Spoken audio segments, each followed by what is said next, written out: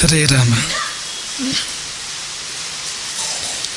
ಈಶ್ವರೋ ಗುರುರಾತ್ಮೇತಿ ಮೂರ್ತಿಭೇದ ವಿಭಾಗಿನೇ ವ್ಯೋಮವದ್ವ್ಯಾಪ್ತ ದೇಹಾಯ ದಕ್ಷಿಣಾಮೂರ್ತಯೇ ನಮಃ.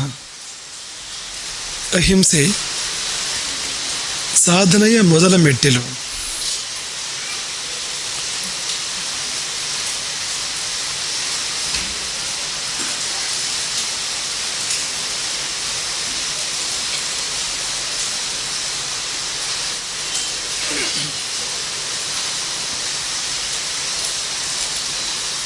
ಯಾಕೆ ಹಾಗೆ ಅಂದರೆ, ಸಾಧನೆ ಎಂದರೆ ದೇವನ ಒಲುಮೆಯನ್ನು ಸಂಪಾದನೆ ಮಾಡುವಂಥದ್ದು, ದೇವ ಪ್ರೀತಿಯನ್ನು ಸಂಪಾದನೆ ಮಾಡುವಂಥದ್ದು. ದೇವ ಪ್ರೀತಿ ಜೀವ ವಿರೋಧದಲ್ಲಿ ಇಲ್ಲ. ಈಗ ದೇವರಿಗೆ ಎಲ್ಲ ಜೀವಗಳು ಅಂದರೆ ಪ್ರೀತಿ, ಎಲ್ಲ ಜೀವಗಳು ಅವನ ಕಂದಗಳು. ಹಾಗಾಗಿ ಜೀವಗಳನ್ನ ಹಿಂಸೆ ಮಾಡಿದಾಗ ದೇವ ಪ್ರೀತಿಯನ್ನು ಸಾಧನೆ ಮಾಡಲಿಕ್ಕೆ ಸಾಧ್ಯ ಇಲ್ಲ. ಈಗ ದೊಡ್ಡವರಿಗೆ ನಾವು ನೇರವಾಗಿ ಹಿಂಸೆ ಮಾಡಲಿಕ್ಕೆ ಸಾಧ್ಯ ಇಲ್ಲ ಎನ್ನುವಾಗ ಅವರ ಅಕ್ಕಪಕ್ಕ ಇರುವವ್ರನ್ನ, ಅವರ ಹತ್ತಿರದವ್ರನ್ನ, ಅವ್ರಿಗೆ ಬೇಕಾದವ್ರನ್ನ ಹಿಂಸೆ ಮಾಡಿ ತನ್ಮೂಲಕ ದೊಡ್ಡವರಿಗೆ ಹಿಂಸೆ ಆಗುವ ಹಾಗೆ ಮಾಡುವಂತೆ ದೇವರಿಗೆ ನೇರವಾಗಿ ಹಿಂಸೆ ಮಾಡಲಿಕ್ಕೆ ಸಾಧ್ಯವೇ ಇಲ್ಲ. ಆದರೆ ಜೀವಗಳಿಗೆ ಹಿಂಸೆ ಮಾಡಿದಾಗ ಅದು ಪರ್ಯಾಯವಾಗಿ ದೇವರಿಗೆ ಮಾಡಿದ ಹಿಂಸೆಯಾಗಿ ಪರಿಣಮಿಸ್ತದೆ. ದೇವ ಹಿಂಸೆಯೇ ಅದು. ಯಾಕೆಂದರೆ ಜೀವಗಳೆಲ್ಲವೂ ಕೂಡ ದೇವನ ಅಂಗಗಳು, ಅಂಶಗಳು. ಅವನ ಹೊರತಾಗಿ ಅವುಗಳಿಲ್ಲ, ಅವುಗಳ ಹೊರತಾಗಿ ಅವನ ಅಭಿವ್ಯಕ್ತಿ ಇಲ್ಲ. ಅವನಿಗೆ ಎರಡು ರೀತಿಯ ಪ್ರಕೃತಿಗಳು ಅಂತ ಹೇಳ್ತಾರೆ. ಹೀಗೆ ನಮಗೆ ಹೇಗೆ ಶರೀರ ನಮಗೆ ಪ್ರಕೃತಿಯೋ ಒಂದೊಂದು ಜೀವಕ್ಕೂ, ಹಾಗೆ ಭಗವಂತನಿಗೆ ಎರಡು ಬಗೆಯ ಪ್ರಕೃತಿಗಳು. ಒಂದು ಪ್ರಕೃತಿ, ಈಗ ಬ್ರಹ್ಮಾಂಡ ಇದೆ, ಈ ಗ್ರಹ ನಕ್ಷತ್ರಗಳು, ಆಕಾಶ, ಅಂತರಾಳಗಳು, ಈ ಸಮುದ್ರ, ಭೂಮಿ, ಇಡೀ ಪ್ರಕೃತಿ ಏನಿದೆ, ಈ ಚರಾಚರ ಜಗತ್ತೇ ಅವನ ಒಂದು ಪ್ರಕೃತಿ, ಅವನ ಒಂದು ಶರೀರ. ಇನ್ನೊಂದು ಎಲ್ಲ ಜೀವಗಳು, ಎಲ್ಲ ಜೀವಗಳು. ಒಂದಕ್ಕೆ ಅಕ್ಷರ ಪ್ರಕೃತಿ ಅಂತ ಹೆಸರು, ಇನ್ನೊಂದಕ್ಕೆ ಕ್ಷರ ಪ್ರಕೃತಿ ಅಂತ ಹೆಸರು. ಕ್ಷರ ಅಂದರೆ ವಿನಾಶಿ ಅಂತ, ಅಕ್ಷರ ಅಂದರೆ ಅವಿನಾಶಿ ಅಂತ. ಅಂದರೆ ಮೊದಲು ಅವನ ಪ್ರಕೃತಿ ಯಾವುದು ಅಂದರೆ, ಅವನ ಮೈ ಯಾವುದು ಅಂದರೆ ಜೀವಗಳು ಅಂತ. ಆಮೇಲೆ ಉಳಿದಿರುವ ಈ ಜಡ ಪ್ರಕೃತಿ, ಈ ಜಗತ್ತೇ ಏನಿದೆಯೋ ಅದು ಕೂಡ ಅವನ ಶರೀರ ಅಂತ. ಹಾಗಾಗಿ ಅದನ್ನು ಕೃಷ್ಣನೇ ಗೀತೆಯಲ್ಲಿ ತುಂಬ ಸ್ಪಷ್ಟವಾಗಿ ಹೇಳ್ತಾನೆ. ಎರಡೂ ನನ್ನ ಪ್ರಕೃತಿ, ಜೀವಗಳೆಲ್ಲವೂ ನನ್ನ ಪ್ರಕೃತಿ, ಅಕ್ಷರ ಪ್ರಕೃತಿ. ಮತ್ತು ಈ ಜಂಗಮ ಪ್ರಪಂಚವೆಲ್ಲವೂ ಕೂಡ, ಉಳಿದ ಪ್ರಪಂಚವೆಲ್ಲವೂ ಕೂಡ ನನ್ನ ಪ್ರಕೃತಿ, ಅದು ಕ್ಷರ ಪ್ರಕೃತಿ ಅಂತ. ಹಾಗಿರುವಾಗ ನಾವೊಂದು ಜೀವಕ್ಕೆ ಘಾಸಿ ಮಾಡುವುದು ಅಂದರೂ, ಭಗವಂತನ ಶರೀರಕ್ಕೆ ಘಾಸಿ ಮಾಡುವುದು ಅಂದರೂ ಕೂಡ ಒಂದೇ ಅಂತ. ಅವನದ್ದೇ ಆವರಣ, ಅವನದೇ ಮೈ, ಅವನದೇ ಕವಚ, ಅದಕ್ಕೆ ನಾವು ಇರಿತಾ ಇರ್ತೇವೆ, ಅದನ್ನು ನಾವು ನೋಯಿಸ್ತಾ ಇರ್ತೇವೆ. ಹಾಗಾಗಿ ಸಾಧನೆ ಅಂದರೆ ದೇವನೊಟ್ಟಿಗೆ ಒಂದಾಗುವುದು. ಅದಕ್ಕೆ ಮುಖ್ಯ ಬೇಕಾಗುವುದು ದೇವನೊಲುಮೆ, ದೇವ ಪ್ರೀತಿ. ಆ ದೇವ ಪ್ರೀತಿ ಹಿಂಸೆ ಇದ್ದಲ್ಲಿ ಇರೋದಿಲ್ಲ ಅಂತ. ಹಿಂಸೆ ಬಂತು ಅಂದರೆ ಅಲ್ಲಿ ದೇವ ಪ್ರೀತಿ ಇಲ್ಲ ಅಂತ, ದೇವರು ದೂರ ಹೋಗ್ತಾನೆ. ಹಾಗಾಗಿ ಮೊಟ್ಟ ಮೊದಲ ಮೆಟ್ಟಿಲು ಅಹಿಂಸೆ ಎಂದು ಯೋಗಶಾಸ್ತ್ರ ಸಾರಿತು. ಮೊಟ್ಟ ಮೊದಲ ಮೆಟ್ಟಿಲೆ ಅಹಿಂಸೆ. ಈ ಅಹಿಂಸೆ ಅಂದರೆ ಏನೋ ಅಂತ ಅರ್ಥ ಆಗಬೇಕು ಅಂದರೆ, ಹಿಂಸೆ ಅಂದರೆ ಏನೋ ಅಂತ ಅರ್ಥ ಆಗಬೇಕು. ಹಿಂಸೆಯಲ್ಲಿ ಎಷ್ಟು ವಿಧ, ಹೇಗೆ ಎಂಬುದೆಲ್ಲ ಅರ್ಥ ಆಗಬೇಕು. ಹಿಂಸೆಯ ಬಗ್ಗೆ ಕಳೆದ ಕೆಲವು ದಿನಗಳಿಂದ ನಡೀತಾ ಇದೆ, ಅದೇ ವಿಮರ್ಶೆ ನಡೀತಾ ಇರುವಂಥದ್ದು. ಇವತ್ತು ಒಂದು ಶಾಸ್ತ್ರೀಯವಾದ ವಿಮರ್ಶೆ ಅಂದರೆ, ಯೋಗ ಸೂತ್ರ ಏನು ಹೇಳಿತು, ವ್ಯಾಸಕೃತ ಭಾಷ್ಯ ಏನು ಹೇಳಿತು, ಹಾಗೆ ವಾರ್ತಿಕ ಏನು ಹೇಳಿತು, ಭಾಷ್ಯ ವಾರ್ತಿಕಗಳು ಏನು ಹೇಳಿದಾವೆ ಹಿಂಸೆಯ ಬಗ್ಗೆ ಅನ್ನೋದ್ರ ಬಗ್ಗೆ ಒಂದು 4 ಮಾತುಗಳು. ತತ್ರ ಹಿಂಸಾ ತಾವತ್ ಕೃತ ಕಾರಿತ ಅನುಮೋದಿತ ಇದು ತ್ರಿಧ ಅಂತ. ಹಿಂಸೆ 3 ವಿಧ ಅಂತ. ಕೃತ ಮಾಡಿದ್ದು, ಕಾರಿತ ಮಾಡಿಸಿದ್ದು, ಅನುಮೋದಿತ ಮಾಡಿದ್ದು ಅಲ್ಲ ಮಾಡಿಸಿದ್ದು ಅಲ್ಲ, ಆದರೆ ನಮ್ಮ ಒಪ್ಪಿಗೆ ಇದೆ ಅದಕ್ಕೆ ಅಂತ, ನಮ್ಮ ಸಹಮತಿ ಇದೆ ಅದಕ್ಕೆ.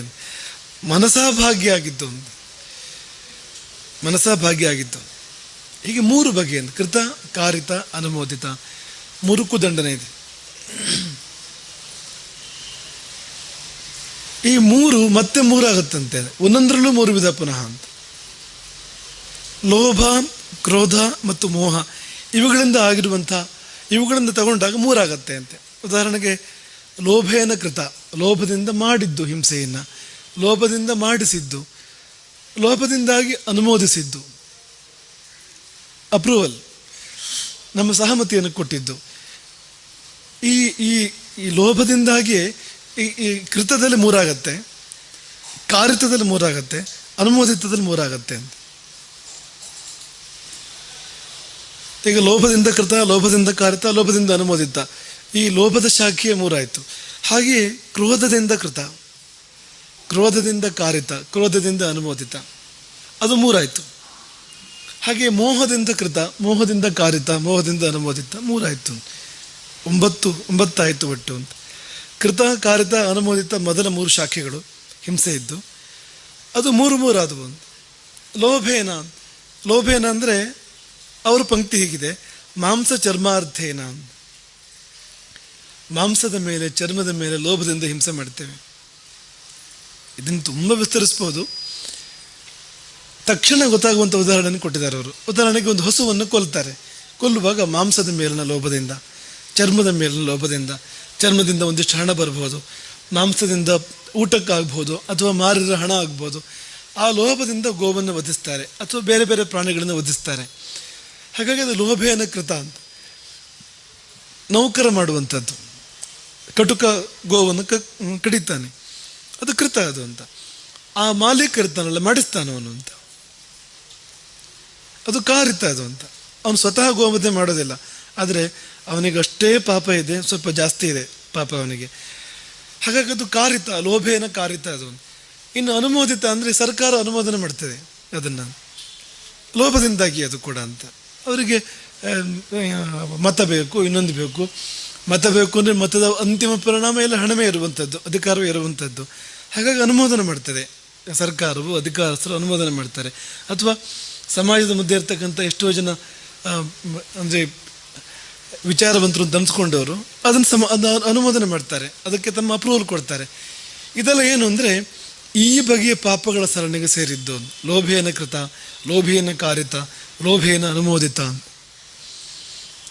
ಹಾಗೆ ಕ್ರೋಧೇನ ಕೃತ, ಕ್ರೋಧೇನ ಕಾರಿತ, ಕ್ರೋಧೇನ ಅನುಮೋದಿತ. ಕೋಪದಲ್ಲಿ ಮಾಡಿದ ಹಿಂಸೆ, ಕೋಪದಲ್ಲಿ ಮಾಡಿಸಿದ ಹಿಂಸೆ, ಕೋಪದಲ್ಲಿ ಅನುಮೋದನೆ ಮಾಡಿದ್ದು ಹಿಂಸೆಯನ್ನು, ಅಂಥದ್ದು ಕೂಡ ಇರ್ತದೆ. ಅದಕ್ಕೆ ಒಂದು ಉದಾಹರಣೆ ಕೊಡೋದಾದರೆ ದ್ರೌಪದಿ ವಸ್ತ್ರಾಪಹರಣದ ಉದಾಹರಣೆಯನ್ನು ಕೊಡ್ಬೋದು. ಅದು ಹಿಂಸೆ, ಅದು ಅದಕ್ಕಿಂತ ದೊಡ್ಡ ಹಿಂಸೆ ಇರಲಿಕ್ಕೆ ಸಾಧ್ಯ ಇಲ್ಲ ಎನ್ನುವಂಥ ಹಿಂಸೆ. ಯಾಕೆಂದರೆ ಹೇಳಿ ಕೇಳಿ ಒಂದು ಹೆಣ್ಣು ಅಂದರೆ ಮಾನ ಮುಖ್ಯವಾಗಿರ್ತದೆ. ಹೆಣ್ಣಿಗೆ ಮಾನಿನಿ ಅಂತಲೇ ಸ್ತ್ರೀ ಪರ್ಯಾಯ ಶಬ್ದ ಒಂದು. ಈಗ ಮಹಿಳಾ, ಮಾನಿನಿ, ಸ್ತ್ರೀ ಹಾಗೆಲ್ಲ ಶಬ್ದ ಬಳಸುವಾಗ ಮಾನನಿನ ಶಬ್ದನ ಬಳಸಿದ್ದಾರೆ. ಮಾನ ಉಳ್ಳವಳು, ಅಲ್ಲಿ ಮಾನ ಅನ್ನೋದಕ್ಕೆ ಇನ್ನೊಂದು ಸ್ವಲ್ಪ ಬೇರೆ ಅರ್ಥ ಇದೆ ಮೂಲದಲ್ಲಿ. ಇರಲಿ, ಅಂತೂ ಮಾನ ತುಂಬ ಮುಖ್ಯ, ಆಕೆಗೆ ಪ್ರಾಣಕ್ಕಿಂತಲೂ ಮುಖ್ಯವಾಗಿರುವಂಥದ್ದು. ಹೇಳಿ ಕೇಳಿ ಹೆಣ್ಣು ಮಾತ್ರ ಅಲ್ಲ, ಒಂದು ಕುಲವಧು, ಅದೇ ಕುಲದ ವಧು, ಕುರುಕುಲದ ವಧುವೇ ಹೌದು ಅಂತ. ಈಗ ರಜಸ್ವಲೆ ಏಕವಸ್ತ್ರದಲ್ಲಿದ್ದಾಳೆ, ಒಂದೇ ವಸ್ತ್ರದಲ್ಲಿದ್ದಾಳೆ, ಸಭೆಗೆ ಬರಲಿಕ್ಕೆ ಅರ್ಹಳಲ್ಲ. ಇಂಥವಳನ್ನು ಸಭೆಗೆ ಎಳೆದು ತರುವುದು ಅನ್ನುವುದೇ ಬಹುದೊಡ್ಡ ಹಿಂಸೆ. ಅದು ಅನುಭವಿಸೋರಿಗೆ ಗೊತ್ತಾಗಬಹುದಾದಂಥ ಹಿಂಸೆ ಅದು. ಇಷ್ಟರ ಮೇಲೆ ಆಕೆಯ ವಸ್ತ್ರಾಪಹರಣವನ್ನು ಗಣ್ಯಮಾನ್ಯರ ನಡುವೆ, ತುಂಬಿದ ಸಭೆಯ ನಡುವೆ ಮಾಡುವಂಥದ್ದು ಎನ್ನುವುದು ಅದು ಒಂದು ರೀತಿ ಒಂದು ಬಗೆಯಲ್ಲಿ ಹೇಳೋದಂದರೆ, ಒಂದು ಸರ್ತಿ ಹಿಂದೆ ಹೇಳಿದ್ದು ಅದನ್ನು. ಈಗ ಕೈ ಬೆರಳಿಗೆ ಗಾಯ ಆದಾಗ ಅಥವಾ ಎಲ್ಲೋ ಹೃದಯಕ್ಕೆ ಪೆಟ್ಟಾಯಿತು, ಹೊಟ್ಟೆಗೆ ಪೆಟ್ಟಾಯಿತು ಅನ್ನೋ ಹಾಗಲ್ಲ, ಸರ್ವಾಂಗವೂ ಘಾಸಿಯಾದ ಹಾಗೆ ಅಂತರಂಗ ಸಹಿತವಾಗಿ ಇದು ಅಂತ. ಹಾಗಾಗಿ ಅತಿ ತರವಾಗಿರ್ತಕ್ಕಂಥ ಹಿಂಸೆ ಇದು. ಆ ಹಿಂಸೆಯನ್ನು ಮಾಡಿದ್ದು ದುಶ್ಯಾಸನ ಅಂತ, ಕೃತ, ಸಿಟ್ಟಿಂದ ಮಾಡಿದ್ದು ಅವನು ಅಂತ ಅದನ್ನು ಅಂತ. ಆ ಕ್ರೋಧೇನ ಅನ್ನೋದಕ್ಕೆ ಶಾಸ್ತ್ರಗಳು ಕೊಡುವ ವಿವರಣೆ ಅಪಕೃತಂ ಅನೇನ ಇತಿ ಕ್ರೋಧೇನ. ಇವನಿಂದ ನನಗೆ ಏನೋ ತೊಂದರೆ ಆಗಿದೆ, ನಾನು ಇನ್ನೂ ತಿರುಗಿ ತೊಂದರೆ ಮಾಡ್ತೇನೆ ಎನ್ನುವ ಪ್ರತೀಕಾರ ಮನೋಭಾವನೆಯಿಂದಲೋ, ಶತ್ರುತ್ವದ ಭಾವನೆಯಿಂದ ಅಂತ, ಮುಖ್ಯವಾಗಿ ಶತ್ರುತ್ವದ ಭಾವನೆಯಿಂದ ಅಂತ ಅದಿದೆ ದುಶ್ಯಾಸನಲ್ಲಿ. ಪಾಂಡವರು ಶತ್ರುಗಳು, ಶತ್ರು ವಧು ದ್ರೌಪದಿ. ಅದಲ್ಲದೆ ದ್ರೌಪದಿಗೂ ಅವರಿಗೂ ನೇರ ಏನಿದೆ, ಪಾಂಡವರ ಪತ್ನಿ ಅಂತ. ಅಥವಾ ಅಪಕೃತ ಮನೆಯನ ಅಂತಂದರೆ ಹಿಂದೆ ಅಪಕಾರ ಆಗಿದೆ ಅಂದರೆ, ಹಿಂದೆ ದುರ್ಯೋಧನನ್ನು ಅವಳು ಹಾಸ್ಯ ಮಾಡಿದ್ಲಲ್ಲ, ಹಿಂದೆ ಅವನಿಗೆ ಇಂದ್ರಪ್ರಸ್ಥದಲ್ಲಿ ಅರಮನೆಯಲ್ಲಿ ಅಲ್ಲಿ ದುರ್ಯೋಧನನಿಗೆ ನೆಲ ಯಾವುದು ನೀರು ಯಾವುದು ಅಂತ ಗೊತ್ತಾಗದೆ ನೆಲ ಅಂತ ಅನ್ಕೊಂಡು ನಡ್ಕೊಂಡು ಹೋಗ್ಬಿಡ್ತಾನೆ. ನೀರಾಗಿರ್ತದೆ, ಬಿದ್ದು ಬಿಡ್ತಾನೆ ಅದರೊಳಗೆ. ನೀರು ಅಂತ ಅಂದ್ಕೊಂಡು ಬಟ್ಟೆ ಎಲ್ಲ ಎತ್ತಿ ಕಟ್ಟಿ ಒಂದು ಹೋಗುವಾಗ ನೀರಿಲ್ಲ, ಬರೀ ನೆಲವೇ ಅದು. ಹೀಗೆಲ್ಲ ಆಯಿತು. ದ್ರೌಪದಿ ನಕ್ಕಳು ಅಂತ. ನಗು ಬರ್ತದೆ, ಅದು ನಗು ಬಂದರೆ ಅದು ನಗುವಿನ ತಪ್ಪು ಅಲ್ಲ, ನಕ್ಕವ್ರ ತಪ್ಪು ಅಲ್ಲ, ಬಿದ್ದವ್ರ ತಪ್ಪು ಅದು. ಅದಕ್ಕೇನೋ ಮಾಡಲಿಕ್ಕಾಗೋದಿಲ್ಲ ಅದು. ಹಾಗಾಗಿ ಅದು ಅಪಕೃತ ಮನೆಯೇನ ಅಂತ. ಅಣ್ಣನಿಗೆ ಅಪಹಾಸ್ಯ ಮಾಡಿದಾಳೆ ಅಂತ, ಅಣ್ಣನ ಕಂಡು ನಕ್ಕಿದಾಳೆ ಅಂತ. ವಿಚಿತ್ರವಾದ ಅಹಂಕಾರ ಮೂಲವಾಗಿರ್ತಕ್ಕಂಥ ಕ್ರೋಧ ಅದು ಅಂತ, ಈಗೋ. ಅಲ್ದಿದ್ರೆ ಅದನ್ನು ಸ್ಪೋರ್ಟಿವ್ ಆಗಿ ತೊಗೊಳ್ಬೋದು ಅದನ್ನು ಅಂತ. ಹೌದು, ಬಿದ್ದೆ ನಾನು ನಕ್ಕಳವಳು ಅಂತ ತಗೋಬೋದು ಅದನ್ನು. ಇನ್ನೊಂದು ತಮಾಷೆ ಅವಳಿಗೆ ಮಾಡಿದರೆ ಆಯಿತು ಅಷ್ಟೇ ಅಂತ, ಅದಕ್ಕೆ ಬದಲಾಗಿ ಅಂತಂದರೆ ಸಜ್ಜನರ ವಾತಾವರಣದಲ್ಲಿ ಹೇಗೆ ನಡೀತದೆ ಅಷ್ಟೇ ಅದು ಅಂತ. ಪ್ರತಿಕಾರವೇ ಮಾಡಬೇಕು ಅಂತಂದರೆ ಪ್ರತಿಕಾರಕ್ಕೆ ಮಾಡಬೇಕು ಅಂತಿಲ್ಲ ಅದನ್ನು. ಆದರೆ ಒಂದು ಮಧುರವಾದ ಪ್ರತಿಕಾರ ಅಂದರೆ ಇನ್ನೊಂದು ಸತಿ ತಮಾಷೆ ಮಾಡಿದರೆ ಆಯಿತು ಅಂತ, ಇನ್ಯಾವುದೋ ಒಂದು ವಿಷಯದಲ್ಲಿ ಅಂತ, ಅವಳಿಗೆ ಉಚಿತವಾಗಿರೋ ರೀತಿಯಲ್ಲಿ ಅಂತ. ಅದು ಬಿಟ್ಟು ಅದಕ್ಕೆ ಇದು ಪರಿಹಾರ ಅಪಕೃತ ಮನೆ ನಾನು ಬಂತು ಇದು ಎಲ್ಲಿ ಅಂತ. ಹಾಗಾಗಿ ದುಶ್ಯಾಸನನಿಂದ ಕೃತ, ಅದು ಕ್ರೋಧಯಾನ ಕೃತ ಅಂತ. ದುರ್ಯೋಧನನಿಂದ ಕಾರಿತ ಅಂತ. ಅವನು ದುಶ್ಯಾಸನ ಇಲ್ಲದಿದ್ದರೆ ಅವನಂದರೆ ಯಾವ ಕಾರಣಕ್ಕೂ ಅವನ ಆಧೈರ್ಯ ಮಾಡೋನಲ್ಲ. ಯಾಕೆ ಅವನಂಥ ಪರಾಕ್ರಮೇ ಅಲ್ಲ ದುಶ್ಯಾಸನ. ಅವನಿಗೆ ಭೀಮನ ಭಯ ಗಾಢವಾಗಿದೆ, ಪಾಂಡವರೆಲ್ಲರ ಭಯವೂ ಇದೆ ಅವನಿಗೆ. ಪಾಂಡವರು ಯಾರಿಗೂ ಸಾಟಿ ಅಲ್ಲ ದುಶ್ಯಾಸನ. ಹಾಗಾಗಿ ಅವನು ಜನ್ಮದಲ್ಲಿ ಅವನು ಏನು ಕೊಡ್ತಾನೆ ಅಂತಂದ್ರೆ ಅವನು ಆ ಕೆಲಸ ಮಾಡಲಿಕ್ಕೆ ಸಾಧ್ಯ ಇಲ್ಲ. ಆದರೆ ಅಣ್ಣ ಮಾಡಿಸಿರೋದು ಅದು, ಅಣ್ಣನ ಧೈರ್ಯ ಮತ್ತು ಕಾರಿತ ಅದು. ದುರ್ಯೋಧನನಿಗೆ ಪಾಪ ಇದೆ ಅದರಲ್ಲಿ, ಪ್ರಧಾನ ಪಾಪ ದುರ್ಯೋಧನನಿಗಿದೆ. ಯಾಕೆಂದರೆ ದುರ್ಯೋಧನನು ಮಾಡಿಸಿದ್ದವನು. ಮಾಡಿದ ಪಾಪ ದುಶ್ಯಾಸನನಿಗಾದರೆ ಮಾಡಿಸಿದ ಪಾಪ ಅಲ್ಲಿ ದುರ್ಯೋಧನನಿಗೆ ಅಂತ. ಇನ್ನು ಅನುಮೋದಿತ ಯಾರು ಅಂದರೆ ಈ ದುಷ್ಟ ಚತುಷ್ಟಯ ಇದೆ ಅಲ್ಲಿ, ಕರ್ಣ ಮತ್ತು ಇವರಿಬ್ಬರು ಕೃತಕಾರಿತ್ವದಲ್ಲಿ ಬಂದುಬಿಟ್ರು. ಇನ್ನು ಉಳಿಯವರು ಕರ್ಣ ಮತ್ತು ಶಕುನಿ. ಇವರದ್ದು ಅನುಮೋದಿತ ಅಂತ, ಮುಕ್ತ ಅನುಮೋದನೆ. ಅದಕ್ಕೆ ಮಾಡಿದ್ದೇ ಸರಿ ಇದೆ ಅಂತ, ಮುಕ್ತ ಅನುಮೋದನೆ ಅಂತ ಬಾಯ್ಬಿಟ್ಟು ಅನುಮೋದನೆ ಮಾಡಿದರು.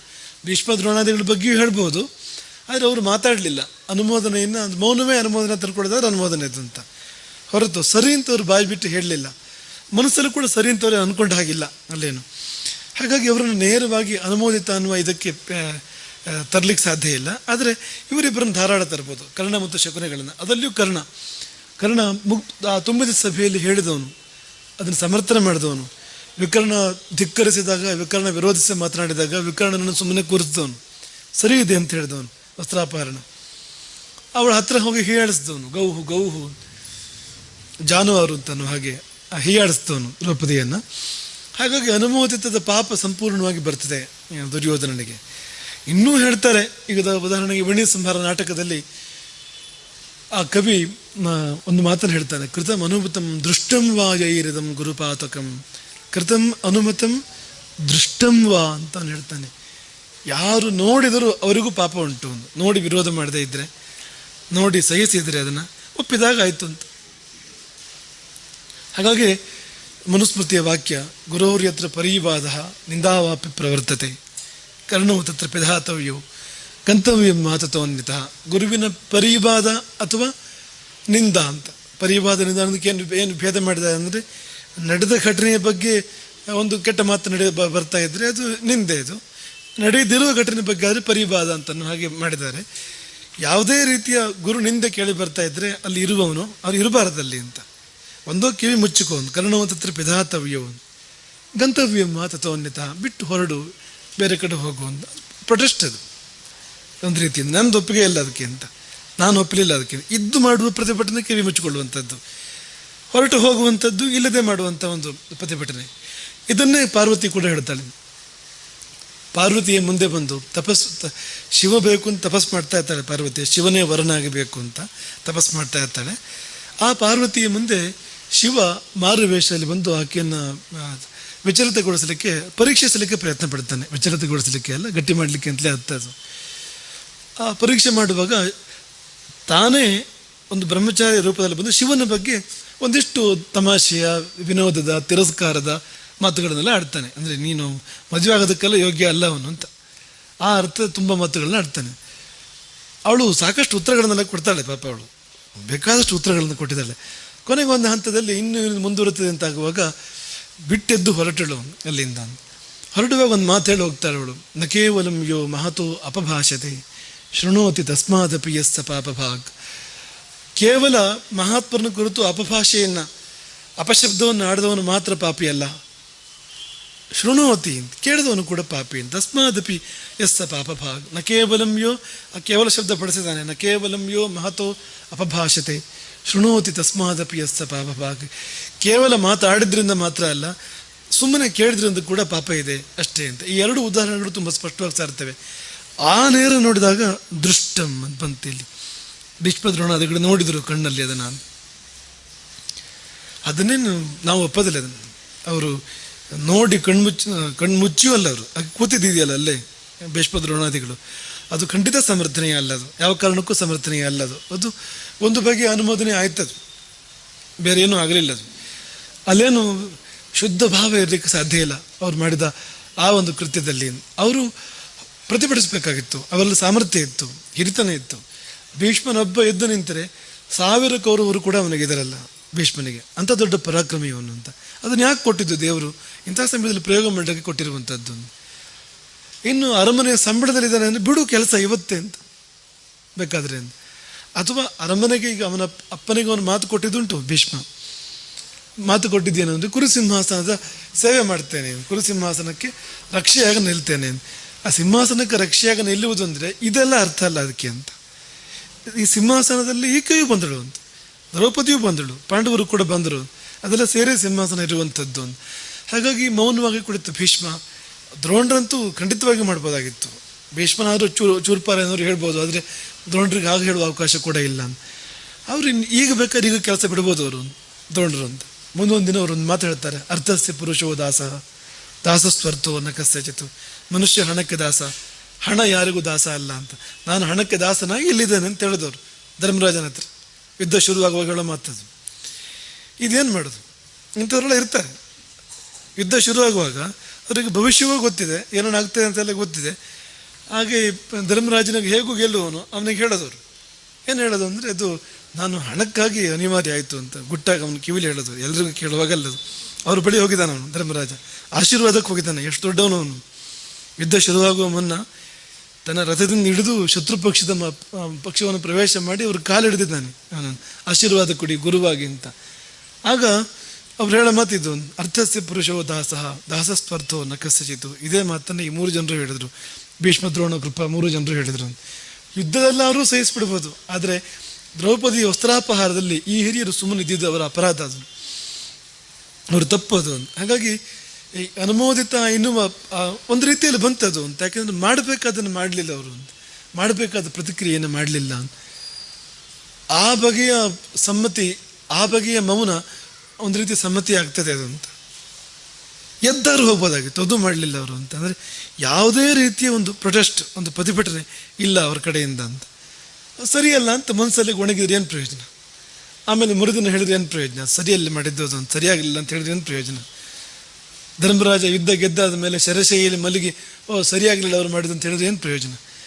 ಹೇಳಬೇಕಾದಲ್ಲಿ ಹೇಳಬೇಕಾದಾಗ ಹೇಳದೇ ಇದ್ದರೆ ಅದು ಅನುಮೋದನೆ ಹೊರತು ಬೇರೆ ಏನೂ ಅಲ್ಲ ಅಂತ. ಹಾಗಾಗಿ ಈಗ ದ್ರೋಣಾಚಾರ್ಯರದ್ದಂತೂ ನೇರವಾಗಿ ನಾವು ಹೇಳ್ಬೋದು ಅನುಮೋದಿತ ಅಂತ. ಲೋಭೇನ ಅನುಮೋದಿತ ಅದು ಅಂತ, ಲೋಭದಿಂದಾಗಿ ಅನುಮೋದನೆ ಮಾಡಿದರು ಅಂತ ಹೇಳಬೇಕಾಗ್ತದೆ, ಬೇರೆ ದಾರಿ ಇಲ್ಲ ಅದಕ್ಕೆ ಅಂತ. ಹಾಗಾಗಿ ಅದು ಅಂಥದ್ದು ಅಂತ. ಹಾಗೆ ಮೋಹೇನ ಅಂತ, ಮೋಹ ಅಂದರೆ ಅವಿವೇಕ, ಜ್ಞಾನ ಇಲ್ಲದೆ ಆಗುವಂಥದ್ದು, ಪಾಪ, ಅಹಿಂಸೆ ಅಂತ. ಅದು 3 ತರಹ ಅಂತ. ಮೋಹದಿಂದ ಕೃತ, ಮೋಹದಿಂದ ಕಾರಿತ, ಮೋಹದಿಂದ ಅನುಮೋದಿತ. ಮೋಹದಿಂದ ಕೃತ ಅಂದರೆ ಅವರು ಬರೆದ ಶಬ್ದ ಹೇಗಿದೆ ಅಂದರೆ ಶಾಸ್ತ್ರಗಳಲ್ಲಿ ಧರ್ಮೋಮೇ ಭವಿಷ್ಯತಿ ಇತಿ ಅಂತ. ಆ ಹಿಂಸೆ ಮಾಡಿದ್ರಿಂದಲೇ ನನಗೆ ಧರ್ಮ ಬರ್ತದೆ, ಪುಣ್ಯ ಬರ್ತದೆ ಅಂತ ತಿಳ್ಕೊಂಡು ಮಾಡೋದು ಅಂತ. ಇವತ್ತಾಗುವ ಈಗ ಮತದ ಹೆಸರು ನಡೀತಕ್ಕಂಥ ಕೆಲವು ಘಟನೆಗಳು, ಕೆಲವು ಹಿಂಸೆಗಳನ್ನು ನಾವು ಇದಕ್ಕೆ ಉದಾಹರಣೆ ಕೊಡ್ಬೋದು. ಭಯೋತ್ಪಾದನೆ, ಈ ಟೆರರಿಸಮ್ ಇದೆ ಇವತ್ತು ದೊಡ್ಡ ಪ್ರಮಾಣದಲ್ಲಿ, ಮತದ ಹೆಸರಲ್ಲಿದೆ. ನಿಜವಾಗಿ ಆ ಕೆಲವು ಮುಗ್ಧ ಯುವಕರು ಒಂದು ರೀತಿಯಿಂದ ಅವರ ತಲೆಗೆ ತುಂಬಿರ್ತಾರೆ ಅಂತ. ಈಗ ನಾವು ನಂಬುವ ಪ್ರವಾದಿಯನ್ನು ನಂಬದೇ ಇದ್ದವರು, ನಾವು ನಂಬುವ ದೇವರನ್ನು ನಂಬದೇ ಇದ್ದವರು ನರಕಕ್ಕೆ ಹೋಗಿಬಿಡ್ತಾರೆ. ಅವ್ರನ್ನ ಉದ್ಧಾರ ಮಾಡಲಿಕ್ಕೆ ಎರಡೇ ದಾರಿ ಇರುವಂಥದ್ದು. ಒಂದು, ಅವರು ನಿನ್ನ ಮತಕ್ಕೆ ಮತಾಂತರ ಮಾಡೋರನ್ನ, ಪ್ರೀತಿಯಿಂದಾಗಲಿ ಹಿಂಸೆಯಿಂದಾಗಲಿ ಅಂತ. ಅವ್ರದ್ದೆಲ್ಲ ಕೆಲವರದಂತೂ ನೇರವಾಗಿ ಹಿಂಸೆಯೇ, ಬೇರೆ ಮಾತೇ ಇಲ್ಲ. ಬಲಾತ್ಕಾರವಾಗಿ ಮತಾಂತರ, ಬಲಾತ್ಕಾರವಾಗಿ ಗೋಮಾಂಸವನ್ನು ತಿನ್ನಿಸಿ ಮತಾಂತರ ಮಾಡಿಸೋದು ಎಷ್ಟು ಉದಾಹರಣೆಗಳು ಭಾರತದಲ್ಲಿಲ್ಲ, ನಡೆದು ಹೋಗಿದೆ ಬೇಕಾದಷ್ಟು ಅಂಥದ್ದು ಅಂತ. ಅದು ಹಿಂಸೆಯೇ ಇದು. ಮತ್ತು ಕಾಫಿರರನ್ನು ಕೊಲ್ಲು ಅಂತ, ಒಂದು ವೇಳೆ ಮತಾಂತರಗೊಳ್ಳದೇ ಇದ್ದರೆ ಅವರು, ಆಗ ಅವರಿಗೆ ಮುಕ್ತಿ ಕೊಡಿಸೋ ದಾರಿ ಯಾವುದನ್ನು ಕೊಂದು ಬಿಡೋದು ಅಂತ. ನೀನು ಕೈಯಲ್ಲಿ ಸತ್ತರೆ ಅವರು, ಹಾಗೆ ಅವರಿಗೆ ಮೋಕ್ಷ ಅಂತ ಹೀಗೆ ನಂಬಿಸಿ ಅವರ ಕೈಯಿಂದ, ಈಗ ಅವನು ಹಾಗೆ ನಂಬಿ ಅವನು ಹಿಂಸೆ ಮಾಡ್ತಾನಲ್ಲ ಅವನು ಅಂತ, ಆ ಮಾಡುವ ಹಿಂಸೆ ಅದು ಮೋಹೇನ ಕೃತ ಅಂತ. ಒಬ್ಬ ಉಗ್ರಗಾಮಿ ಈ ಭ್ರಮೆಯಲ್ಲಿ ತನಗೆ ಪುಣ್ಯ ಬರ್ತದೆ, ನಾನು ಒಳ್ಳೆ ಕೆಲಸ ಮಾಡ್ತಾ ಇದ್ದೇನೆ, ಧರ್ಮವೇ ಭವಿಷ್ಯತಿ, ಒಬ್ಬ ಕಾಫಿಯರನ್ನು ಕೊಲ್ಲೋದ್ರ ಮೂಲಕ ಅವನಿಗೆ ನಾನು ಮೋಕ್ಷ ಕೊಡಿಸ್ತಾ ಇದ್ದೇನೆ, ಅಥವಾ ಅವನಿಗೆ ಈಶ್ವರ ಕೃಪೆ ಕೊಡಿಸ್ತಾ ಇದ್ದೆ, ಇದೆಲ್ಲ ಅಂದರೆ ಇದಿಲ್ಲದೇ ಇದ್ದರೆ ಒಂದು ರೀತಿಯಲ್ಲಿ ಅವರಿಗೊಂದು ಮಟ್ಟ ಇದೆ ಅಂತ. ಏನಿದೆ ಅಂದರೆ, ಅವರು ಏನೋ ಒಬ್ಬರು ನಂಬ್ಕೊಂಡಿದ್ದಾರೆ, ಒಂದು ಗ್ರಂಥ ನಂಬ್ಕೊಂಡಿದ್ದಾರೆ, ಯಾವುದೋ ಒಂದು ಪ್ರವಾದಿಯನ್ನು ನಂಬ್ಕೊಂಡಿದ್ದಾರೆ, ಒಂದು ರೀತಿಯ ಬದ್ಧತೆ ಇದೆ ಅಲ್ಲಿಯೂ ಕೂಡ. ಅವರು ಕೂಡ ಎಷ್ಟೋ ಸಂಗತಿಗಳನ್ನು ತ್ಯಾಗ ಮಾಡ್ತಾರೆ, ಜೀವವನ್ನೇ ತ್ಯಾಗ ಮಾಡ್ತಾರೆ, ಎಷ್ಟೋ ಸರ್ತಿ ಜೀವವನ್ನೇ ತ್ಯಾಗ ಮಾಡ್ತಾರೆ ಅದಕ್ಕೋಸ್ಕರವಾಗಿ. ಆದರೆ ಅದು ನಂಬಿದ ವಿಷಯ ಮಾತ್ರ ಸ್ವಲ್ಪ ಹೆಚ್ಚು ಕಡಿಮೆ ಆಗಿದೆ. ಅದು ಬಿಟ್ಟರೆ ಅದನ್ನೆಲ್ಲ ಒಳ್ಳೆಯದನ್ನೇ ನಂಬಿಬಿಟ್ಟಿದ್ರೆ ಅವ್ರು ಏನೂ ಆಗಿಬಿಡ್ಬೇಕಾಗಿತ್ತು ಅಂತ. ಅಷ್ಟು ದೊಡ್ಡ ನಂಬಿಕೆಗಳು ಅದೆಲ್ಲವೂ ಕೂಡ. ಆ ನಂಬಿಕೆಯನ್ನು ನಾವು ಮೆಚ್ಚುತ್ತೇವೆ. ಆದರೆ ತಪ್ಪು ನಂಬಿಕೆಯಿಂದಾಗಿ ಏನಾಗ್ಬೋದು ಅಂದರೆ, ಮೋಹವಾಗಿ ಪರಿಣಮಿಸುವಂಥ ನಂಬಿಕೆಯಿಂದ ಏನಾಗ್ಬೋದು ಅಂದರೆ, ಮೋಹದಿಂದಾಗಿ ಹಿಂಸೆ ಮಾಡ್ತಾನೆ ಅವನು ಅಂತ. ನಾವೆಲ್ಲೂ ಒಂದು ಕೇಳಿದ ಒಂದು ಘಟನೆ ಇದು. ಅದು ದೇಶಗಳ ನಡುವೆ ಯುದ್ಧ ನಡೆಯುವಾಗ ಭಾರತದ ಒಬ್ಬ ವೈದ್ಯ ಪಾಕಿಸ್ತಾನದ ಒಬ್ಬ ಯೋಧನನ್ನು ಚಿಕಿತ್ಸೆ ಮಾಡಿ ಗುಣ ಮಾಡ್ತಾನೆ. ಅಂಥ ಸಂದರ್ಭ ಒಂದು ಒದಗಿ ಬರ್ತದೆ, ಏನೋ ಒಂದು ಅಂಥ ಸನ್ನಿವೇಶ ಒದಗಿ ಬರ್ತದೆ, ಗುಣ ಮಾಡ್ತಾನೆ ಅವನು ಜೀವ ಉಳಿತ. ಜೀವ ಉಳಿದ ಮೇಲೆ ಅವನು ಹೋಗಿ ತನ್ನ ಮುಲ್ಲಾನನ್ನು ಯಾರನ್ನೋ ಹೋಗಿ ಕೇಳ್ತಾನೆ. ಅವನು ಇದು ಇಷ್ಟು ದೊಡ್ಡ ಉಪಕಾರ ಮಾಡಿದಾನೆ, ಅವನಿಗೆ ಪ್ರತ್ಯುಪಕಾರ ಏನು ಮಾಡ್ಬೋದು ನಾನು ಅಂತ. ಪ್ರತ್ಯುಪಕಾರ ಎರಡೇ ಅಂತ. ಒಂದು, ಅವನನ್ನು ಇಸ್ಲಾಮಿಗೆ ಕರ್ಕೊಂಡು ಬಾ, ಅವನನ್ನು ಕರ್ಕೊಂಡು ಬಂದರೆ ಅವನಿಗೆ ಮುಕ್ತಿ ಸಿಗ್ತದೆ. ಅವನಿಗೆ ಇಲ್ಲದಿದ್ದರೆ ಅವನನ್ನು ಸಂಹಾರ ಮಾಡೋದ್ರಿಂದ ಅವನಿಗೆ ಮುಕ್ತಿ ಸಿಗ್ತದೆ ಅಂತ. ನಾವು ಕೇಳಿದ ಕಥೆಯಲ್ಲಿ ಅವನು ಬಂದು ಈ ವೈದ್ಯನನ್ನು ಸಂಹಾರ ಮಾಡ್ತಾನೆ ಕೊನೆಯಲ್ಲಿ. ಯಾಕೆಂದರೆ ಯಾವ ಕಾರಣಕ್ಕೂ ಇವನು ಮತಾಂತರ ಆಗುವನಲ್ಲ ಅವನು. ಇನ್ನು ಅವನಿಗೆ ಒಳ್ಳೇದು ಮಾಡೋಕ್ಕಿರೋ ದಾರಿ ಅಂದರೆ ಅವನನ್ನು ಗುಂಡು ಹಾಕುವನಿಗೆ ಅಂತ. ಇದು ಏನು ಪುಣ್ಯ ಬಂದಿರ್ಬೋದು ಇದರಲ್ಲಿ? ಇದು ಮೋಹ ಏನ ಕೃತ ಅಂತ, ಮೋಹದಿಂದ ಮಾಡಿದ್ದಿದ್ದು ಅಂತ. ಅಂದರೆ ಇದು ಕೇವಲ ಇಸ್ಲಾಂ ಮಾತ್ರ ಅಂತ ನಾವು ಹೇಳ್ತಾ ಇಲ್ಲ. ಒಟ್ಟಾರೆ ಈ ಪ್ರಪಂಚದಾದ್ಯಂತ ಮತಗಳು ಅಂತಲ್ಲ, ತಪ್ಪು ಕಲ್ಪನೆಗಳಿಂದ ಮಾಡುವಂಥ ಹಿಂಸೆಗಳು ಅಂತ. ತಪ್ಪು ಕಲ್ಪನೆಗಳಿಂದ ಮಾಡುವಂಥ ಹಿಂಸೆಗಳು, ಒಂದು ವ್ಯಕ್ತಿಯ ಬಗ್ಗೆ ಸರಿಯಾದ ಕಲ್ಪನೆ ಇಲ್ಲದೆ, ಅಥವಾ ಒಂದು ವಿಷಯದ ಬಗ್ಗೆ ಸರಿಯಾದ ಕಲ್ಪನೆ ಇಲ್ಲದೆ ಅವಿವೇಕದಿಂದಾಗಿ ಮಾಡುವಂಥ ಹಿಂಸೆಗಳು. ಹಾಗಾಗಿ ಇದು ಕೃತ ಆಯಿತು. ಆ ಯೋಧನಿಗೆ ಆ ಹಿಂಸೆ ಕೃತ, ಅವನ ಕಡೆಯಿಂದ ಕೃತ. ಅದು ಮೋಹ ಏನ ಕೃತ ಅಂತ. ಅವನು ಗುರು ಇದ್ದಾನಲ್ಲ, ಅವನಿಗೆ ಸಲಹೆ ಕೊಟ್ಟವನು ಕಾರಿತ ಅಂತ ಅವನಿಗೆ ಬಂದಿದ್ದು ಅಂತ. ಇನ್ನು ಅದನ್ನು ಅನುಮೋದನೆ ಮಾಡುವಂತ ಇದೇ ಇರ್ತಾರೆ ಸಮಾಜದಲ್ಲಿ, ಅದೇ ಸರಿ ಅಂತ. ಅವ್ರು ಹೇಗೆ ಮಾಡಿದ್ರು ಏನು ಮಾಡಿದ್ರು ಅದೇ ಸರಿ ಅಂತ ಸಮರ್ಥನೆ ಮಾಡೋರು ಅನುಮೋದಿತ ಅಂತ. ಹಾಗಾಗಿ ಹೀಗೆ ಹಿಂಸೆಗಳು 9 ಆದವು. ಈ 9 ಮತ್ತೆ ವಿಂಗಡಿಸ್ತಾರೆ, ಮತ್ತೆ 3 ವಿಂಗಡಿಸ್ತಾರೆ. 3 ಏನು ಅಂದರೆ ಸಪ್ತವಿಂಶತಿ ಭೇದಾಭವಂತಿ ಅಂತ. ಈ ಲೋಭಕ್ರೋಧ ಮೋಹ ಪುನಸ್ತ್ರಿವಿಧಾ ಮೃದು ಮಧ್ಯ ಅಧಿಮಾತ್ರ ಮತ್ತೆ 3 ವಿಂಗಡಿಸ್ತಾರೆ ಈ 9 ಹಿಂಸೆಯನ್ನು. ಹಿಂಸೆ ಮೃದುವಾಗಿರ್ಬೋದು, ಮೃದುವಾದರೂ ಕೂಡ ಹಿಂಸೆ ಅದು. ಹಿಂಸೆ ಮಧ್ಯಮ ಪ್ರಮಾಣದಲ್ಲಿರ್ಬೋದು, ಹಿಂಸೆ ಅತಿಶಯವಾಗಿರ್ಬೋದು. ಹಾಗಾಗಿ ಮೃದು, ಮಧ್ಯ ಮತ್ತು ಅಧಿಮಾತ್ರ ಅಂತ ಈ 9 27 ಆಯಿತು. 9 ಹಿಂಸೆಯಲ್ಲಿ ಒಂದೊಂದು 3 ಆಗತ್ತಲ್ಲ. ಒಂದೊಂದು ಹಿಂಸೆಯು ಮೃದು ಹಿಂಸೆ, ಮಧ್ಯ ಹಿಂಸೆ ಮತ್ತು ಅತಿಮಾತ್ರ ಹಿಂಸೆ ಅಥವಾ ಅಧಿಮಾತ್ರ ಹಿಂಸೆ ಅಂತಾದಾಗ 27 ಆಯಿತು ಅಂತ. ಇದೆಲ್ಲ ಗೊತ್ತಾಗೋದೇನೆಂದರೆ, ಅಷ್ಟೆಲ್ಲ ಮಾಡಲಿಲ್ಲ, ಸ್ವಲ್ಪ ಮಾಡಿದೆ ಅಂಥೇಳಿ ನೆಮ್ಮದಿಯಾಗಿರಬೇಡ ಅಂತ. ಸ್ವಲ್ಪ ಮಾಡಿದರೂ ಅದೇ ಕೃಷ್ಣ ಹೇಳಿದಾನೆ ಗೀತೆಯಲ್ಲಿ, ಏನಾದರೂ ಸ್ವಲ್ಪ ಮಪ್ಯಸ್ಯ ಧರ್ಮಸ್ಯ ತ್ರಾಯತೆ ಮಾತೋ ಭಯಾತ್. ಈ ಧರ್ಮವನ್ನು ನೀವು ಸ್ವಲ್ಪವನ್ನಾದರೂ ಆಚರಿಸಿದರೆ ಅದು ನಿನ್ನನ್ನು ಕಾಪಾಡ್ತದೆ, ದೊಡ್ಡ ಭಯದಿಂದ ಕಾಪಾಡ್ತದೆ ನಿನ್ನನ್ನು, ಅದು ದೊಡ್ಡ ಆಪತ್ತಿನಿಂದ ಕಾಪಾಡ್ತದೆ. ಹಾಗಾಗಿ ಸ್ವಲ್ಪ ಯಾಕೆ ಮಾಡೋದು, ಮಾಡಿರೋ ದೊಡ್ಡದು ಮಾಡೋಣ, ಇಲ್ಲದಿದ್ದರೆ ಮಾಡೋದೇ ಬೇಡ ಅಂತೆಲ್ಲ ಅಂದ್ಕೊಳ್ಬೇಡ. ಎಷ್ಟಾಯಿತು ಅಷ್ಟು ಮಾಡು ಅಂತ. ಇಡೀ ಸಂಧ್ಯಾವಂದನೆ ಮಾಡೋಕ್ಕಾಗೋದಿಲ್ಲ, ಹಾಗಾಗಿ ಬಿಟ್ಬಿಡು ಸಂಧ್ಯಾವಂದನೆ ಅನ್ನೋದಕ್ಕಿಂತ ಎಷ್ಟಾಯಿತು ಅಷ್ಟು ಮಾಡು, ಎಷ್ಟು ನಿನಗೆ ಅವಕಾಶ ಇದೆಯೋ ಅಷ್ಟಾದರೂ ಮಾಡು ಅಂತ ಉದಾಹರಣೆ ಹೇಳ್ತಾ ಇರುವಂಥದ್ದು ಅಷ್ಟೇ. ನಾವು ಕೆಲವರು ಈ ಒಂದು ನೆಪ ಕೊಟ್ಟು ಒಳ್ಳೆಯದನ್ನು ಬಿಟ್ಬಿಡ್ತಾರೆ, ಅಷ್ಟು ಮಾಡೋಕ್ಕಾಗ್ತಾ ಇಲ್ಲ, ಹಾಗಾಗಿ ಚೂರು ಚೂರು ಮಾಡೋದೆಲ್ಲ ಸರಿಯಲ್ಲ ಅಂತ ಬಿಟ್ಬಿಟ್ಟೆ ಅಂತ. ಅದು ಒಳಗಿರೋ ಕಳ್ಳ ಆ ಕೆಲಸ ಮಾಡ್ತಾ ಇರುವಂಥದ್ದು, ಬೇರೆ ಏನೂ ಅಲ್ಲ ಅಂತ. ಹಾಗಾಗಿ ಗೀತೆಯಲ್ಲಿ ಏನು ಹೇಳಿದ್ದು ಅಂದರೆ, ಎಷ್ಟಾದರೂ ಮಾಡು, ಎಷ್ಟಾದರಷ್ಟೇ ಸರಿ ಅಂತ. ನಿನ್ನಿಂದ ಎಷ್ಟು ಸಾಧ್ಯ ಅಷ್ಟು ಮಾಡಿದ್ರೆ ನೀನು ಉದ್ಧಾರ ಆಗ್ತೀಯ ಅಂತ. ನೀನು ಎಷ್ಟರಿಂದ ಶುರು ಮಾಡ್ತೀಯೋ ಅಷ್ಟು ನಿನ್ನ ಉತ್ಥಾನಕ್ಕೆ ಕಾರಣ ಆಗ್ತದೆ ಅಂತ. ಅದು ಕೃಷ್ಣ ಹೇಳಿದ್ದು ಧರ್ಮದ ಬಗ್ಗೆ. ಅದನ್ನು ಹೀಗೆ ತಿರುಗಿಸಿ ಹೇಳಿದರೆ ಅಧರ್ಮಕ್ಕೆ ಅದೇ ಅನ್ವಯ ಆಗ್ತದೆ. ಹಾಗೆ ನೀನು ಸಣ್ಣ ಪಾಪ ಮಾಡಿದರೂ ಅದು ತನ್ನ ಕೆಲಸ ತಾನು ಮಾಡ್ತದೆ ಅಂತ. ತನ್ನ ಕೆಲಸ ಏನು ಮಾಡ್ತದೆ ಅಂದರೆ, ತಾನು ಕೊಡುವ ಫಲ ಕೊಡ್ತದೆ ಮಾತ್ರ ಅಲ್ಲ, ದೊಡ್ಡ ಪಾಪಕ್ಕೆ ದಾರಿ ಮಾಡಿಕೊಡ್ತದೆ ಅದು ಅಂತ. ಒಂದು ಪಾಪ ಅವಳ ಪ್ರವೇಶ ಮಾಡಿದ್ದು ಮತ್ತು 10ಕ್ಕೆ ದಾರಿ ಮಾಡಿಕೊಡ್ತದೆ ಅಂತ. ಈಗ ಒಬ್ಬ ಶತ್ರು ಪಕ್ಷದ ಒಬ್ಬ ಯೋಧ ಒಂದು ಸುರಂಗ ಕೊರೆದು ಕೋಟೆ ಒಳಗಡೆ ಬಂದರೆ ಅದ್ರ ಹಿಂದೆ ಎಷ್ಟೋ ಜನ ಬರ್ಬೋದು ನೋಡಿ ಆಮೇಲೆ ಅಂತ. ಹಾಗೆ ಒಂದು ಪಾಪ ನಮ್ಮಿಂದ ಆಗಿರುವಂಥದ್ದು ಮತ್ತು ಹಲವು ಪಾಪಗಳಿಗೆ ಮಾರ್ಗವನ್ನು ಮಾಡಿಕೊಡ್ತದೆ ಅದು ಅಂತ. ಹಾಗಾಗಿ ಸಣ್ಣ ಪಾಪವನ್ನು ಕೂಡ ಮಾಡಬೇಡ ಅಂತ. ಮೃದು ಹಿಂಸೆಯೂ ನಿಷಿದ್ಧ, ಮಧ್ಯ ಹಿಂಸೆ ಮತ್ತು ಕೇಳೋದು ಬೇಡ. ಅದು ಮಾತ್ರ ಹಿಂಸೆಗೆ ಅತಿ ವಿಕೃತವಾದ ಫಲ ಇದೆ, ಅದಕ್ಕೆ ಅತಿ ಘೋರವಾದ ಫಲ ಇದೆ ಅಂತ. ಹಾಗಾಗಿ ಅಷ್ಟು ಸೂಕ್ಷ್ಮಕ್ಕೆ ಹೋದರು ಅಂತ. ಅಲ್ಲಿಂದ ಇದು 27 ಆಯ್ತಿದೆ. 27 ಆದ ಮೇಲೆ ಈ ಒಂದೊಂದನ್ನು ಮತ್ತೆ ಪುನಃ 3 ಭಾಗ ಮಾಡ್ತಾರೆ ಅಂತ. ಏನಪ್ಪ ಇನ್ನೇನು ಮಾಡೋಕ್ಕೆ ಸಾಧ್ಯ 3 ಅಂತಂದರೆ, ಅದು ಇನ್ನೂ ವಿಚಿತ್ರವಾಗಿದೆ. ಅದು ಹಿಂಸಾಯಾ ಮೃದು ಮಧ್ಯ ಅತಿಮಾತ್ರ ಪುನಃಸ್ತ್ರೇಧ, ಮತ್ತೆ 3 ಅಂತ. 3 ಹೇಗೆ ಅಂದರೆ, ಮೃದು ಮೃದು, ಮೃದು ಮಧ್ಯ, ಮೃದು ಅಧಿಮಾತ್ರ ಅಂತ. ಈಗ ಮೃದು ಹಿಂಸೆ ಅನ್ನೋದರಲ್ಲೇ ಅಲ್ಲಿ ಮತ್ತೆ 3 ಅಂತ. ಮೃದು ಮೃದು ಅಂದರೆ ಅತಿಶಯವಾದ ಮೃದುವಾದ ಹಿಂಸೆ ಅಂತ ಹೀಗಂದಿದ್ದು ಅಂತ. ಅತಿ ಮೃದುವಾದ ಹಿಂಸೆ ಅಂತ. ಆಮೇಲೆ ಮಧ್ಯ ಮೃದು ಅಂತ, ಅಷ್ಟಲ್ಲ ಅಂತ, ಸ್ವಲ್ಪ ಜೋರಿದೆ ಅಂತ. ಹಾಗಾಗಿ ಅತಿ ಮೃದು, ತೀವ್ರ ಮೃದು ಅಂತ. ತೀವ್ರ ಮೃದು ಅಂದರೆ ಈಗ ಮೃದುವೆಲ್ಲ ಇದೆ, ಇನ್ನೂ ಅದು ಮೃದುವೆಲ್ಲ ಇದೆ, ಮೃದು ದಾಟಿ ಹೋಗಿಲ್ಲ ಅದು. ಈ ಮೃದು ಅಂತಂದರೆ ಆ ಮೃದುವಲ್ಲೇ ಸ್ವಲ್ಪ ತುದಿಗಿರುವಂಥದ್ದು, ಅದರಲ್ಲೇ ಮಧ್ಯ, ಅದರಲ್ಲೇ ಆರಂಭ ಅಂತ. ಹಾಗಾಗಿ ಮೃದು ಹಿಂಸೆಯಲ್ಲೇ 3 ವಿಧ ಆಯಿತು. ಮೃದು ಹಿಂಸೆ ತುಂಬ ಆಯಿತು, ತುಂಬ ಇದೆ, ಅದರಲ್ಲೇ 3 ವಿಧ ಅಂತ.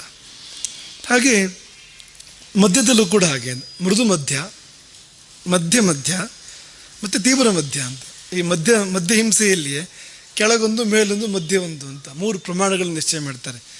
ಈ ಸಾಮಾಜಿಕವಾಗಿ ಅಂತಸ್ಥ ನಿರ್ಣಯ ಮಾಡಬೇಕಾದ್ರೆ ಈಗ ಬಡವರು, ಮಧ್ಯಮ ವರ್ಗ, ಶ್ರೀಮಂತರು ಅಂತ ಮಾಡಿಕೊಂಡು, ಆಮೇಲೆ ಮಧ್ಯಮ ವರ್ಗದಲ್ಲಿ ಕೆಳ ಮಧ್ಯಮ, ಮೇಲ್ಮಧ್ಯಮ, ಮಧ್ಯ ಮಧ್ಯಮ ಅಂತ. ಮಧ್ಯ ಮಧ್ಯಮ ಅಂತ ಹೇಳೋದಿಲ್ಲ, ಉಂಟಾರ ಅದೊಂದು. ಈ ಕೆಳ ಮೇಲ್ವರ್ಗ, ಇದು ಕೆಳ ಮಧ್ಯಮ ಮೇಲ್ಮಧ್ಯಮ ಬಂದ ಮೇಲೆ ಮಧ್ಯ ಮಧ್ಯಮೊಂದು ಬೇಕೇ ಬೇಕಲ್ಲ. ಹಾಗೆ ಈಗ ಮಧ್ಯ ಹಿಂಸೆಯಲ್ಲೂ ಕೂಡ 3 ಬಗೆಯಲ್ಲಿ ಅಂತ. ಮಧ್ಯ ಹಿಂಸೆಯಲ್ಲೇ ಸ್ವಲ್ಪ ಅಪ್ಪರ್ ಸೈಡ್, ಸ್ವಲ್ಪ ಲೋಯರ್ ಸೈಡ್, 2 ಮಧ್ಯದಲ್ಲಿದೆ ಅದಂತ. ಹಾಗೆ 3 ಭಾಗ ಮಾಡ್ತಾರೆ. ಹಾಗೆ ತೀವ್ರ ಹಿಂಸೆಯಲ್ಲೂ ಕೂಡ ಹಾಗೆ ಅಂತ. ತೀವ್ರ ಹಿಂಸೆಯಲ್ಲಿ ಮೃದು ತೀವ್ರ, ಮಧ್ಯ ತೀವ್ರ, ತೀವ್ರ ಅನ್ನೋದು ಪರಾಕಾಷ್ಠೆ. ಹಿಂಸೆಯ ತುಟ್ಟು ತುದಿಯುವುದು ಅಂತ. ಆದರೆ ಆ ಕಡೆ ಇನ್ನೇನಿಲ್ಲ ಅಂತ, ಅಷ್ಟು ಹಿಂಸೆ ಮಾಡಿಬಿಟ್ಟ ಅಂತ. ಅದರಿಂದ ಹಿಂದಕ್ಕೆ ಸ್ವಲ್ಪ ಅಲ್ಲೂ ಕೂಡ ಗ್ರೇಡ್ ಇದೆ ಅಂತ. ಮಧ್ಯ ತೀವ್ರ, ಮೃದು ತೀವ್ರ.